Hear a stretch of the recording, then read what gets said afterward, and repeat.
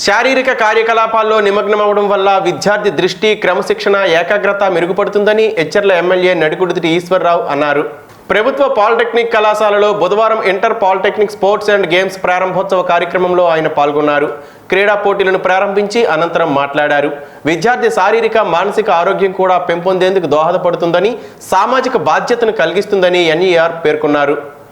doctor A Gopi garu principal GPT Amadalavalasa, doctor S Gangaswamy principal GMR polytechnic Seethampeta,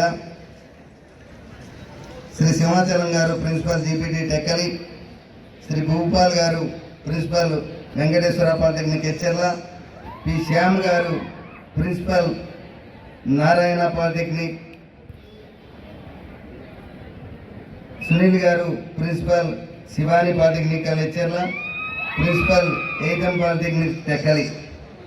అలాగే ఈ sports ఈవెంట్లో కానీ ఈ విద్యా సంస్థల్లో కానీ పనిచేస్తున్నటువంటి అధ్యాపకులందరికీ, వారి సిబ్బందికి, ఇక్కడికి నాతో పాటు విచ్చేసినటువంటి రాజకీయ నాయకులకి,